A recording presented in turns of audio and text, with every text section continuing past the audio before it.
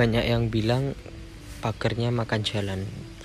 Nggak aku bilangin yo, ini jalan sebenarnya cuma segini. Ini ditambahin ayahku, terus yang ini juga, dan ini yang bangun jalannya juga ayahku sampai sana, terus sana juga.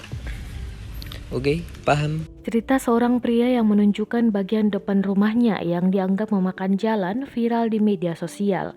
Video tersebut diunggah lewat akun TikTok @ikijai pada Minggu 17 Mei 2021.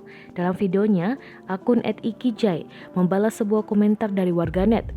Warganet itu menyebut kalau pagar rumah akun @ikijai dibangun secara serakah sampai makan jalan.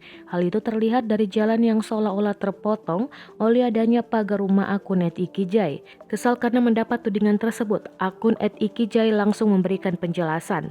Ia menuturkan bangunan pagar rumahnya tidak seperti yang disangkakan oleh warganet. Sebenarnya jalan di depan rumahnya memang sempit, namun ia menegaskan pagarnya tidak memakan jalan. Kemudian sang ayah memperlebar jalan tersebut dengan menambahkan aspal di samping jalan setapak itu. Namun aspalnya bertepatan melewati pagar rumahnya sehingga terlihat seperti memakan bagian jalan. Sontak video klarifikasi pun langsung menjadi viral dan mendapat berbagai komentar dari media sosial.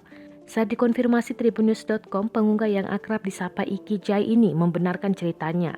Iki menuturkan, video klarifikasi tentang pagar rumahnya yang dianggap memakan jalan itu dibuat pada Minggu, 16 Mei 2021 kemarin. Menurut Iki, ada kesalahpahaman yang membuat netizen berpikir rumahnya memakan jalan. Padahal kenyataannya, jalan yang dituding netizen itu dibuat sendiri oleh ayah Iki. Iki menuturkan alasan ayahnya melebarkan jalan karena jalan di depan rumahnya itu sudah rusak. Untuk itu ayah Iki berinisiatif untuk membenarkan jalan tersebut pada Desember 2020 lalu.